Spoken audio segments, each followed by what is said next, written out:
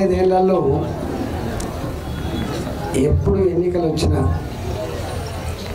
అవి ఎమ్మెల్యే ఎన్నికలు వచ్చినా, ఎంపీ ఎన్నికలు వచ్చినా, లేదా స్థానిక ఎన్నికలు వచ్చినా, ఇంకెవరు గెలుస్తారు, మేమే గెలుస్తామనేటువంటి భరోసా ఉండే. అక్కడో ఇక్కడో సర్పంచ్ ఎన్నికలలో, ఎంపీటీసీ ఎన్నికలలో కొంచెం లోకల్ లీడర్ల యొక్క ప్రజల కనెక్షన్స్ బట్టి గెలిచేది. కానీ ఎమ్మెల్యే ఎన్నికలు వచ్చినా, ఎంపీ ఎన్నికలు వచ్చినా మనమే గెలిచేది. స్థానిక ఎన్నికలు వచ్చినా 90% మనమే గెలిచేది. అన్ని జడ్పీటీసీలు మనమే గెలుచుకునే, అన్ని ఎంపీలు మనమే గెలుచుకునేది. అయితే మళ్ళీ వాళ్ళ చెప్పదలుచుకున్న మాట ఏంటంటే, సరే మీరు మండలాల వారీగా కమిటీలు వేసుకున్నారు, గ్రామాల వారీగా కమిటీలు వేసుకున్నారు. నేను హుజురాబాద్ నియోజకవర్గ ప్రజానీకానికి ఒకటే మాట విజ్ఞప్తి చేయదలుచుకున్నాను. మీరు 2 ఏళ్ళు అవుతుంది ఇవాళ. నన్ను మీరు 2021లో గెలిపించిన తర్వాత, 2021లో గెలిపించిన తర్వాత దుర్మార్గపు ఆలోచన చేసి ఈ ఈటల రాజేందర్ గారిని రాకుండా చేయాలి, ఈటల రాజేందర్ గారిని మానసికంగా ఇబ్బంది పెట్టాలి, కుంగిపెట్టేట్టు చేయాలని చెప్పి ఓ చిల్లర ప్రయత్నం చేసిండు కేసీఆర్. చిల్లర ప్రయత్నంలో భాగమే ఓడిపోయిన తీసుకొచ్చి ఒక పదవి కట్టబెట్టి, ఆ పదవి కూడా ఈటల రాజేందర్ గారు పెద్దగా ఉన్నట్టుగా ప్రోటోకాల్ ఇచ్చి, సీఎం రిలీఫ్ ఫండ్ చెక్కులు కూడా వాళ్ళ చేతికే ఇచ్చి, కళ్యాణ లక్ష్మి చెక్కులు వాళ్ళ చేతికే ఇచ్చి, ఈటల రాజేందర్ వల్ల ఒక కళ్యాణ లక్ష్మి చెక్కు రాదు, ఈటల రాజేందర్ వల్ల ఒక సీఎం రిలీఫ్ ఫండ్ రాదని చెప్పి చిల్లర ప్రయత్నం చేశాం. అంతేకాదు, నన్ను మీరు గెలిపించిన తర్వాత 1 ఇయర్ సందర్భంగా హుజురాబాద్లో ఒక ప్రోగ్రాం పెట్టింది. 2021లో ఈటల రాజేందర్ గారిని ఇంత మీరు కష్టపడి గెలిపిస్తే మీకు తట్టడి మట్టి తీయాలనే మాట కూడా ఒక ప్రోగ్రాం చేశాం.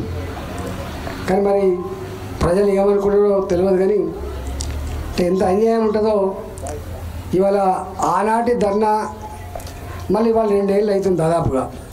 మరి 2 ఏళ్ళ కాలం నేను మాత్రం అంత చిల్లర పని చేస్తలేను. 2 ఏళ్ళు అవుతుంది కదా మీకు అధికారం ఇచ్చి గెలిపించి, మరి తట్టడి మట్టి తీసిండ్రా మీరు, ఓ 10 మందికి పెన్షన్లు ఇప్పించిండ్రా, 10 మందికి ఇళ్ళ జాగలు ఇప్పించిండ్రా, 10 మందికి డబుల్ బెడ్రూమ్లు ఇచ్చిండ్రా, లేదా ఒక రోడ్ శాంక్షన్ చేసిండ్రా, ఒక స్కూల్ బిల్డింగ్ శాంక్షన్ చేసిండ్రా అంటే దానికి సమాధానం నేను మీకు చెప్పాల్సి అక్కర్లేదు. ఇవాళ మనకు చెరపకురా చెరదామన్నట్టుగా ఇవాళ వాళ్ళ గతేందో వాళ్ళ బతికేందో ఇవాళ మీకు అర్థమైపోయింది. నేను ఒకటే మీకు విజ్ఞప్తి చేయదలుచుకున్నా. నాకు వాస్తవంగా తీరిక లేక రావట్లే, కానీ నాకు ఇష్టం లేక రాదు. గుర్తుపెట్టుకోండి, తీరుతలేదు కాబట్టి వస్తలేండి. నేను మీకు తెలుసు, నాకు అక్కడ 70 లక్షల మంది అయింది. ఒకరిగా 2 గారు 70 లక్షల మంది అయింది. అంటే పెళ్ళిళ్ళ సీజన్ అయితే ఒక 200 కార్డులు వస్తాయి. రోజుకు 200 కార్డు 300 కార్డులు వస్తాయి. నాకు 70 లక్షలే. ఈ కరీంనగర్ పాత జిల్లా మొత్తం జనాభా 35 లక్షలు అయితే, ఈ పాత జిల్లా ఆ వరంగల్ పాత జిల్లా మొత్తం కలిస్తే గంత మంది ఉంటారు అక్కడ.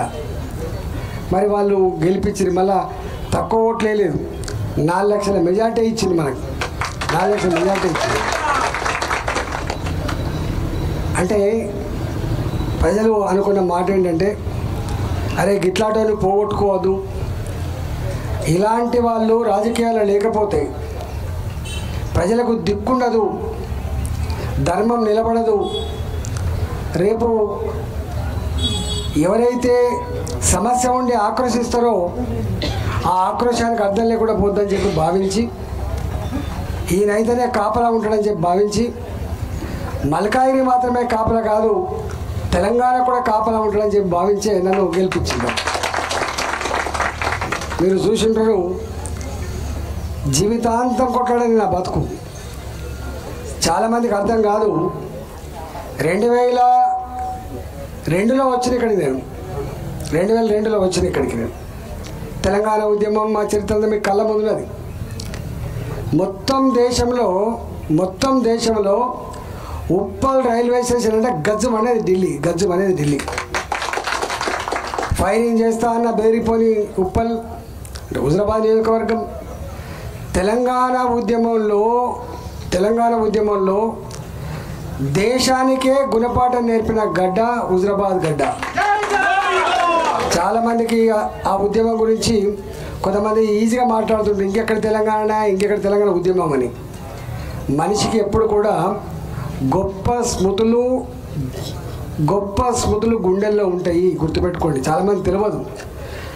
చిల్లరి చరిత్ర గుండెల్లో ఉండకపోవచ్చు, కానీ ప్రజల కోసం కొట్లాడిన చరిత్ర ఎప్పుడు ప్రజల గుండెల్లో ఉంటుందనే విషయం మర్చిపోతున్నారు కొంతమంది. ఆ బంధం ఈ నియోజకవర్గాన్ని తెలంగాణ తెచ్చుకున్నాం. మీకు తెలుసు, మొత్తం ఈ కరీంనగర్ జిల్లాలో ఎక్కడ ఎన్నికలు వచ్చినా, ఈవెన్ కేసీఆర్ ఎన్నికలు వచ్చినా, 2006లో ఎన్నికలు వచ్చినా, 2008లో ఎన్నికలు వచ్చినా, ఎప్పుడు ఎన్నికలు వచ్చినా, ఎక్కడ ఉద్యమాలు జరిగినా మొత్తం తెలంగాణకు నాయకత్వం వహించిన గడ్డ హుజరాబాద్ గడ్డ. చాలామందికి తెలియదు. ఇక్కడి నుంచే మహబూబ్నగర్ సద్దులు కట్టుకొని పోయేది, ఇక్కడి నుంచే కరీంనగర్ సద్దులు కట్టుకొని పోయేది. మామూలు తిరిగి తర్ఫీదు అయిపోయింది హుజరాబాద్లో. అంటే అంత గొప్ప పాత్ర పోషించిన గడ్డ హుజరాబాద్. అధికారంకి వచ్చిన తర్వాత ఇక మనం ఏం పని చేసుకున్నామో ఇప్పటిదాకా సతీష్ చెప్పాడుగా, కమలాపూర్ దుబ్బల మీద పోతే తెలుస్తుందని. మొన్నటి వర్షాలప్పుడు దీని ఇంపార్టెన్స్ అంతా ఇప్పుడు తెలిసిందని మీరు చెప్పింది, దాని గురించి మాట్లాడాను నేను. ఇలా కొన్ని 100 కోట్ల రూపాయలతోటి ఇంకొక 20-30 ఏళ్ళు ముందుగా ఆలోచన చేసి ఇవన్నీ చేసుకున్నాం. ఇవాళ చిల్లర వేషాలు వేసి డ్రామాలు వేసి సరే ఇప్పటిదాకా కానీ అంటుండు ఏడుతా అంటే వేసినాం, సత్తా అంటే వేసినాం, అంటే వేసినాం అయిపోయింది, అయిపోయాయి. దానికి తప్పకుండా మూల్యం చెల్లించాల్సిందే. నేనేమంటున్నా, ఇవాళ మీకు నా విజ్ఞప్తి ఏంటంటే, మీరు సర్పంచ్ గెలిపించేయండి, మీరు ఎంపీటీసీలను గెలిపించేయండి, మీరు ఎంపీపీలను గెలిపించేయండి, మీరు జెడ్పీటీసీలను గెలిపించేయండి. నీకు గుర్తు చేస్తున్నా, మళ్ళా 2004లో మనం అధికారం లేము. నేను ఎమ్మెల్యేగా ఉండగానే అధికారం లేము. కానీ ఏనాడు కూడా అధికారం లేం కదా, మాకు ఈ పని కాదు కదా అని మాత్రం ఎప్పుడు అనలే. మీకు ఒక సజీవ సాక్ష్యం చెప్పిపోతా. నేను అప్పుడు కాంగ్రెస్ పార్టీ 2008 జీవన్రెడ్డి గారు మంత్రి ఉన్నట్టున్నది, ఆర్ఎండ్బి మంత్రి. రత్నాకరరావు గారు దేవాదాయ శాఖ మంత్రి గారు ఉన్నారు. 20 ఏళ్ల క్రితం జమ్మికుంట ఫ్లైఓవర్ కోసం కొబ్బరికాయ కొట్టిపోయిండు. కొబ్బరికాయ కొట్టిన వాళ్ళు మామూలు కాదు, మంత్రులు అన్నాడు. చివరి కేంద్ర మంత్రి దత్తాత్రేయ గారు కూడా రైల్వే మంత్రిగా ఉండి కొబ్బరికాయ కొట్టిపోయిండు. నేను ఎప్పుడైనా ప్రెస్ మీట్ పెట్టి నేను బ్రిడ్జి శాంక్షన్ చేయిస్తా అంటే నన్ను ఏమని తెలుసా, ఈ ఈటలందరూ తెలియనట్టున్నది, కొత్త బాలసంతోడు పొద్దున్నట్టుగా అని మాట్లాడింది నన్ను. నేను బాలసంతోడు అవమానపరచలేదు సుమా ఏమైనా అనుకునేరు. నన్ను అన్న మాట చెప్తున్నా, కొత్త బాలసంతోడు పొద్దున్నట్టుగా ఈ ఈటలందరికి ఏం తెలుసా, బ్రిడ్జి శాంక్షన్ చేస్తా అంటాడు. పెద్ద దామోదర్ రెడ్డి శిలాపలకం వేసిండు, దత్తాత్రేయ గారి శిలాపలకం అయితే కాలేదంటే నేను అప్పుడు చెప్పిన, నీకు చిన్నవానే కావచ్చు కొత్తవానే కావచ్చు, కానీ కట్టించిన తర్వాతనే మీకు ముఖం చూపిస్తా అని చెప్పిన. నేను శాంక్షన్ చేసుకొని వచ్చి తల్లాడిన భూమి ఏవయా గిది అంటే ఎవడు ఇవ్వకపోతే లాస్ట్కి అక్కడే కడతా అంటే రత్నాకరరావు గారు పాపం చనిపోయినరు, జీవన్రెడ్డి గారు ఇప్పుడు ఉన్నారు. వారు అన్న మాట ఏంటంటే, మీ ఎమ్మెల్యే గారు కొత్తోడే అయినా పట్టుబట్టి ఇగో ఈ బ్రిడ్జ్ కట్టిస్తుందని చెప్పిండు వాళ్ళు. నేను శిలాపలకం వేయడానికి పోయేటప్పుడు కాంట్రాక్టర్ వచ్చి ఆడ ఐరన్ దించిన తర్వాత సిమెంట్ బ్యాగులు వచ్చిన తర్వాత కంకర పోసినాకనే పోయి కొబ్బరికాయ కొట్టేసింది, ఎందుకంటే నమ్మకం లేదు కాబట్టి. సరే మొత్తం మీద అది కట్టుకున్నాం. అంటే ఎందుకు చెప్తున్నా ఈ మాట అంటే, మనం గవర్నమెంట్లో లేకపోవచ్చు కానీ పని ఎప్పుడు ఆగలేదని చెప్తున్నాను నేను. పని ఎప్పుడు ఆగలేదు. మా సీఎం రిలీఫ్ ఫండ్లు ఎక్కడ ఆగలే, మా ఇందిరమ్మ ఇల్లు అన్నాడు పేరు, అవి ఎప్పుడు ఆగలే, మా రోడ్లకు డబ్బులు ఎక్కడ ఆగలే. 2014 వరకు కూడా మీకు ఇప్పుడే గుర్తు చేసిపోతున్నా, ఈ నియోజకవర్గంలో స్వతంత్రం వచ్చినప్పటి నుంచి 2004 వరకు ఎన్ని సబ్స్టేషన్లు ఉన్నానో నేను ఉన్న 10 ఏళ్ల కాలంలో, నేను అధికారం లేను, మంత్రిగా లేకపోయినా, గవర్నమెంట్ లేకపోయినా, గంట కంటే ఎక్కువ సబ్స్టేషన్లు వచ్చిన చరిత్ర ఈ హుజురాబాద్. మీకు తెలుసో తెలియదో, ఒకటే జమ్మికుంటలో ఉండే 132 kV సబ్స్టేషన్. ఇవాళ నాకు కమలాపూర్ మండలం కూడా ఒక 132 kV సబ్స్టేషన్ వచ్చింది, గుర్తుపెట్టుకోండి. హుజురాబాద్ కూడా ఒక 220 kV సబ్స్టేషన్ వచ్చింది. వేల వెంక కూడా శాంక్షన్ చేయించిన. కానీ వాళ్ళు అన్నారు, ఎందుకు పెట్టుకుంటావు సార్, ఇది లోడ్ లేదు, పాడలేదు, ఇదంతా రూరల్ ఏరియా అంటే, పెట్టరాదా నీదేం పోతుందని చెప్పి బెదిరించిన. అంటే ఇవాళ మీ ఇక్కడ చూడండి ఎన్ని సబ్స్టేషన్లు లేవు. ఒకనాడు కమలాపూర్ ఒకటి ఉండే, ఆ తదుపరి ఇవాళ ఉప్పల్లో గూరిపత్తులు వచ్చే, శరీరంలో వచ్చే,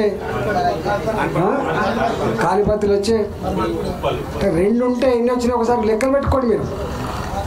ఈ మండలానికి ఒక్క మండలంలో నేను రాకముందు ఎన్ని సబ్స్టేషన్ ఉండేది, నేను వచ్చినాక ఎన్ని సబ్స్టేషన్ లేదు. నేను అప్పుడు ఎమ్మెల్యేని మాత్రమే తప్ప అధికార పార్టీ మంత్రిని కాదు. అంటే అర్థం ఏంటంటే, ఈ సబ్స్టేషన్లు, రోడ్ల నిర్మాణాలు, ఈ స్కూళ్ళు ఎవడి జాగీరు కాదు, ఎవడి సొంత ఇంట్లోకి వెళ్ళి డబ్బులు ఇయ్యడు, ప్రభుత్వపరమైన డబ్బుతో మాత్రమే కట్టుకుంటామని చెప్పదలుచుకోవడం. ఇలా 2021 తర్వాత కూడా నేను గెలిచిన తర్వాత నాకు డబ్బులు ఇవ్వాలి. కానీ ఆ మూర్ఖ ప్రభుత్వం కాబట్టి, మూర్ఖపు ఆలోచన ముఖ్యమంత్రి కాబట్టి, కావాలని చెప్పి మీరు గెలిపిస్తారా ఈటలాందని అని చెప్పి పగబట్టి చేయలే కావచ్చు. కానీ లేకపోతే తప్పకుండా మన హక్కు మనం చేసుకునే సత్తా మనకు ఉన్నది. ఇవాళ మీరు హైదరాబాద్లో, ఇవాళ నేను బీజేపీ ఎంపీని, అక్కడే నేనేం అధికార పార్టీ ఎంపీని కాదు. కానీ హైడ్రా మీద పేదల గుడిసెలు కూలగొడుతుంటే, హైడ్రా పేరిట పేదల ఇల్లు కూలగొడుతూ ఉంటే, దాని మీద కన్నెర చేసి కొట్లాడింది ఎవరో ఒకసారి మీరు తెలుసుకోండి. ఇవాళ మొత్తం నేను తిరుగుతూ ఉంటే, బిడ్డ నువ్వు వచ్చినావు కాబట్టి మా గుడిసె మిగిలింది, మా ఇల్లు మిగిలింది బిడ్డ, లేకపోతే మళ్ళీ ఆగం పట్టిస్తున్నా అంటున్నాడు. మళ్ళీ ఇక్కడ ఎట్లా కొట్లాడినామో తెలంగాణ ఉద్యమంలో, ఇలా హైదరాబాద్లో కూడా అనేక లక్షల మంది పొట్ట చేత పట్టుకొని హైదరాబాద్కి వస్తే, వాళ్ళు వేసుకున్న గుడిసెలు 60 గజాలు 30 గజాలలో ఉన్న గుడిసెలు, 40 ఏళ్ళ క్రితం 50 ఏళ్ళ క్రితం వేసుకున్న గుడిసెలు, ఆల్రెడీ పట్టాలు పొందిన ఇళ్లకు, ఇంటి నంబర్లు ఉన్న ఇళ్ళకు కూలగొడతా ఉంటే, మళ్ళీ దాని మీద కూడా కొట్లాడి ఆపింది మీ బిడ్డనే అనే విషయం మీరు మర్చిపోకండి. మూసీ నది పేరిట ఇల్లు కూలగొట్టే ప్రయత్నం చేసిండు. అనేక సమస్యలు, అసలు ఇవాళకి కూడా అనేక సమస్యలు ఉన్నాయి. ఇవాళ అన్ని సమస్యల మీద కూడా మళ్ళీ మనమే కొట్లాడుతున్నాం. ఇక్కడ గుర్తుపెట్టుకోవాల్సిన 2 ఉన్నాయి. మనకు ప్రజాప్రతినిధిగా ఉంటే మన హక్కు ఉంటుంది.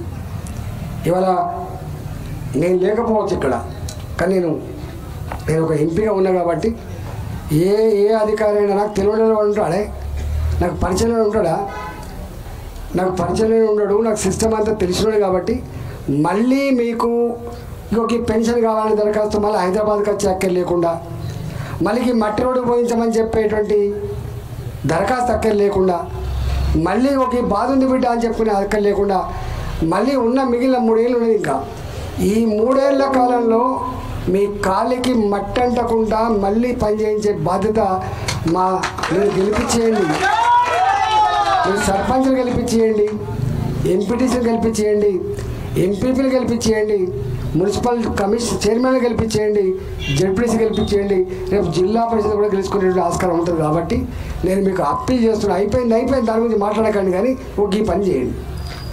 పైసలు ఖర్చు పెట్టేలకు, లేకపోతే డ్రామా కంపెనీలకు, ఆ పూటకు ఏదైనా చేసే వాళ్ళకి వేసుకుంటే మళ్ళీ గిట్లే ఉంటుంది. కాబట్టి గ్రామాలు వల్లకాడుగా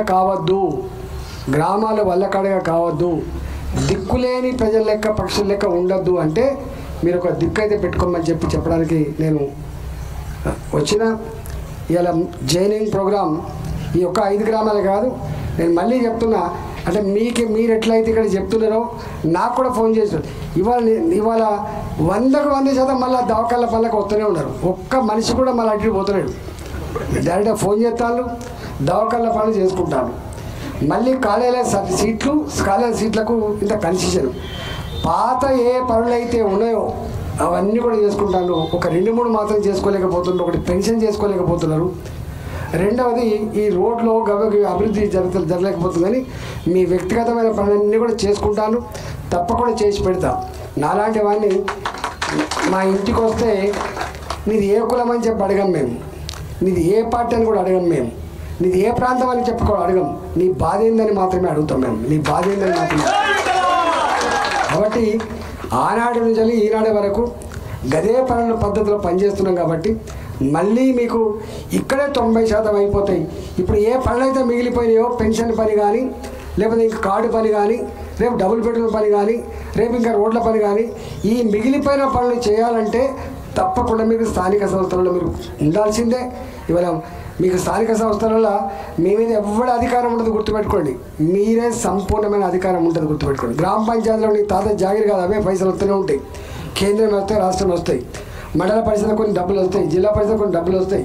అవసరమైతే మేము కూడా సపోర్ట్ చేస్తాం. కాబట్టి ఈ మూడేళ్ళు మళ్ళీ అనాథల్లాగా ఉండకుండా ఉండాలంటే, ఈ 3 ఏళ్ళు మళ్ళీ పనులు జరగాలంటే తప్పకుండా గెలిపేయాలని చెప్పి కోరుతున్నా.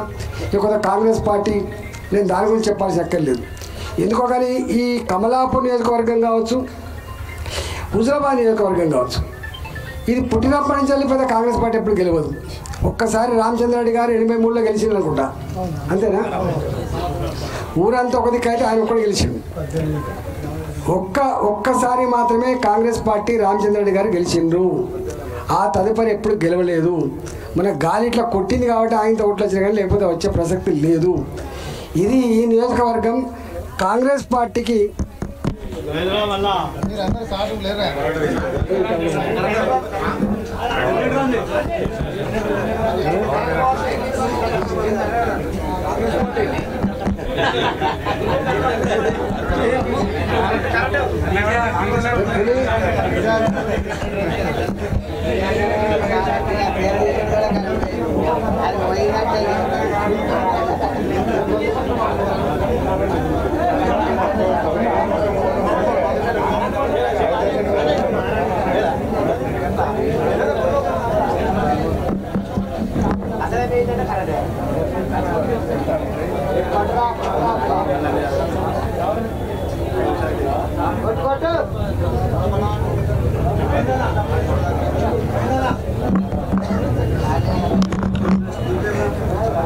शांति